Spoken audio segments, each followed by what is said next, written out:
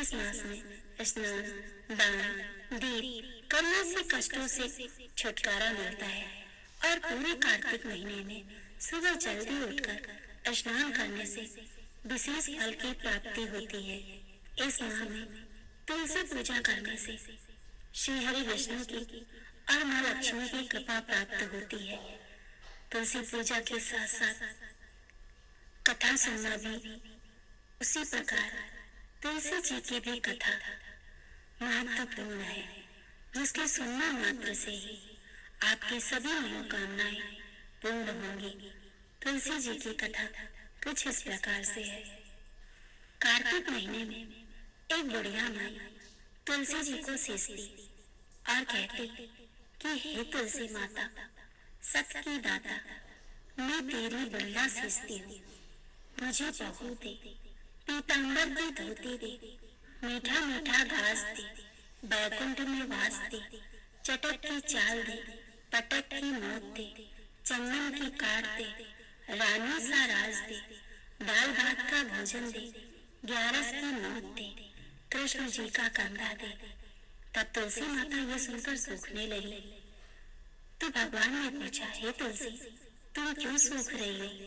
तुलसी माता ने कहा कि एक बुढ़िया रोज आती है और यही बात कह जाती है, मैं सब बात तो पूरी करती हूँ, लेकिन कृष्ण का कंधा कहाँ से लाऊं? तो भगवान बोले, जब वो मरेगी तो मैं अपने आप कंधा दिया हूँ, तो बुढ़िया माई से कह देना। जब बुढ़िया माई मर गई, सब लोग आ गए। जब माई को ले जाने लगे तो किसी से न उठी। तब भगवान एक 12 बरस के बालक का रूप धारण करके आए। बालक ने कहा, मैं कान में एक बात कहूँगा तो बुढ़िया माई उठ जाएगी। बालक ने कान में कहा, बुढ़िया माई, मन की निकाल दे, पीतांबर की धोती ले, मीठा मीठा घास ले, बैकुंठ का वास ले, चटक की चाल ले, पटक की मौत ले, कृष्ण जी का कंधा ले। ये सुनकर बुढ़िया हल्की हो गई और भगवान ने कंधा दिया और बुढ़िया माई को मुक्ति मिल गई। ये तुलसी माता जैसे बुढ़िया माई को मुक्ति दी, वैसे सबको देना। कार्तिक मास की दूसरी कथा कुछ इस प्रकार है। एक बुढ़िया माई थी जो कार्तिक स्नान किया करती थी। चातुर्मास में पुष्कर स्नान किया करती थी। उसके एक बेटा और बहू थी। सास ने बहू को फलाहार बनाने को कहा तो बहू ने खाली टिफिन ही रख दिया। बेटा माँ को पहुंचाने के लिए पुष्कर गया। रास्ते में माँ से बोला, मैं फलाहार कर लूं। जहाँ पानी मिला वहीं फलाहार करने बैठ गई तो भगवान की कृपा से खाली टिफिन फलों से भर गया। माँ ने फलाहार कर लिया। पुष्कर में माँ के रहने के लिए झोपड़ी बनाकर बेटा घर वापस आ गया। रात्रि में श्रावण मास आया और बोला, बुढ़िया माई, दरवाजा खोलो। तब बुढ़िया माई ने पूछा, आप कौन हो? मैं श्रावण मास। बुढ़िया ने तुरंत दरवाजा खोल दिया। बुढ़िया माई ने शिव पार्वती की पूजा अर्चना की, बेल पत्र से अभिषेक किया। जाते समय श्रावण मास ने बुढ़िया माई को आशीर्वाद दिया और झोपड़ी की एक दीवार सोने की हो गई। भाद्रपद मास आया, उसने भी दरवाजा खोलने के लिए कहा। बुढ़िया माई ने दरवाजा खोला, सत्तू बनाकर कजरी तेज बनाई। भाद्रपद मास ने बुढ़िया माई को आशीर्वाद दिया और झोपड़ी की दूसरी दीवार भी सोने की हो गई। फिर आश्विन मास आया और उसने भी दरवाजा खोलने को कहा। बुढ़िया माई ने दरवाजा खोला। पितरों का तर्पण कर ब्राह्मण भोज कराकर श्राद्ध किया। नवरात्रि में माँ दुर्गा को अखंड ज्योति जलाकर प्रसन्न किया। सत्य की विजय दिवस के रूप में बुराई की अंत की खुशी में दशहरा मनाया। आश्विन मास में जाते समय प्रसन्न होकर तीसरी दीवार भी बहुमूल्य रत्नों से जड़ित कर दी और बुढ़िया माई को सदैव प्रसन्न रहने का आशीर्वाद दिया। के बाद कार्तिक मास आया, उसने भी दरवाजा खोलने को कहा। बुढ़िया माई ने दरवाजा खोला और अति प्रसन्न मन से कार्तिक स्नान किया। दीप दान कर दिवाली, गोवर्धन पूजा, भाई दूज, गोपाष्टमी, आंवला नवमी मनाई। कार्तिक मास में जाते समय आशीर्वाद दिया और झोपड़ी के स्थान पर महल बना दिया। बुढ़िया माई गरीबों की सेवा कर भजन कीर्तन में अपना समय व्यतीत करने लगी। बेटा जब अपनी माँ को लेने आया तो माँ और झोपड़ी को पहचान ना सका, तो पड़ोसियों से पूछा तो उन्होंने बताया। अपनी माँ के चरणों में गिरकर बोला, माँ घर चलो। सारे सामान के साथ घर ले आया। सासू माँ की ठाठ देखकर बहू के मन में लालच आ गया और उसने अपनी माँ को भी पुष्कर छोड़कर आने को कहा। तो उसका पति अपनी सास को भी पुष्कर छोड़कर आया, परंतु बहू की माँ धर्म करना बिल्कुल रुचि नहीं थी। वो 4 समय भोजन करती और दिन भर सोती। चारों मास आए और चले गए।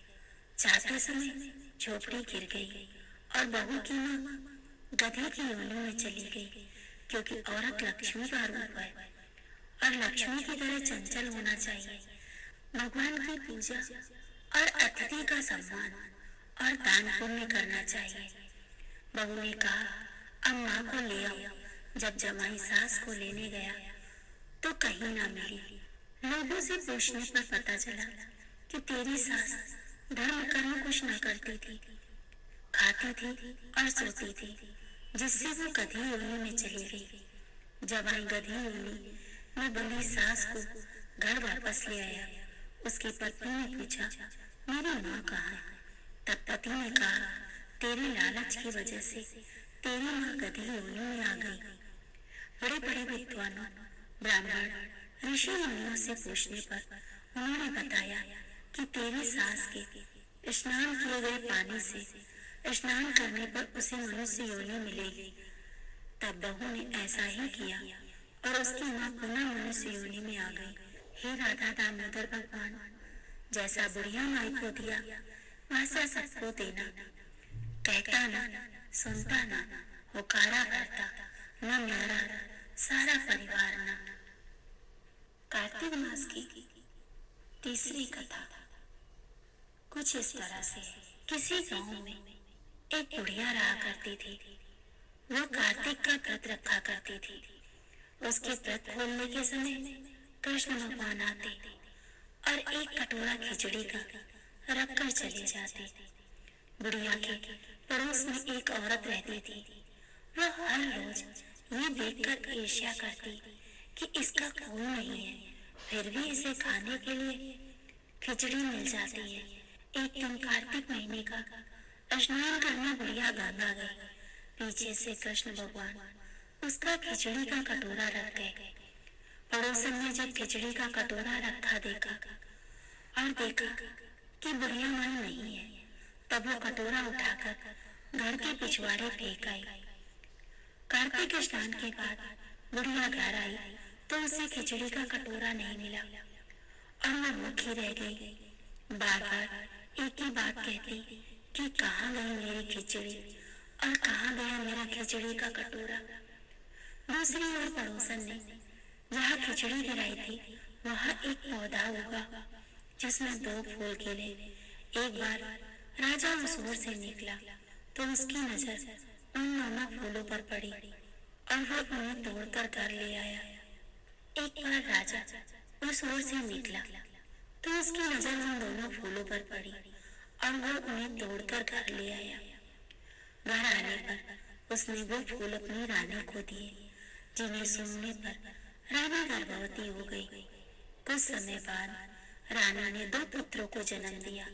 वो दोनों जब बड़े हो गए तब वो किसी से भी नहीं बोलते थे, लेकिन जब दोनों शिकार पर जाते तब रास्ते में उन्हें वही बुढ़िया माई मिलती जो अभी तक यही कहती, कहाँ गई मेरी खिचड़ी और कहाँ गया मेरा कटोरा।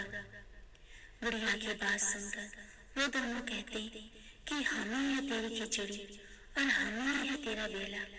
हर बार जब भी वो शिकार पर जाते तो बुढ़िया यही बात कहती और दोनों वही उत्तर देते।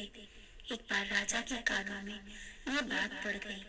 उसे आश्चर्य हुआ कि ये दोनों लड़के किसी से नहीं बोलते, तब वो बुढ़िया से कैसे बात करते। राजा ने बुढ़िया को राजमहल में बुलवाया और कहा, हमसे तो किसी से हम में से तो किसी से ये दोनों नहीं बोलते हैं, तुमसे ये कैसे बोलते हैं।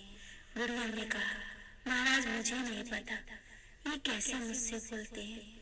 मैं तो कार्तिक का व्रत करती थी और कृष्ण भगवान मुझे खिचड़ी का बेला भरते जाते थे, और एक दिन मैं स्नान करके वापस आई तो मुझे खिचड़ी नहीं मिली। जब कहने लगे कि कहाँ गई मेरी खिचड़ी और कहाँ गया मेरा खिचड़ी का कटोरा, तब इन दोनों लड़कों ने कहा कि तुम्हारी पड़ोसन ने तुम्हारी खिचड़ी फेंक दी थी, तो उसके 2 फूल बन गए थे।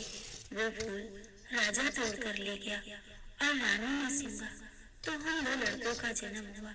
हमें भगवान ने तुम्हारे लिए ही भेजा है। ये तो थी कार्तिक मास की कथाएं। अगर आपको मेरा वीडियो पसंद आ रहा हो तो मेरी वीडियो को लाइक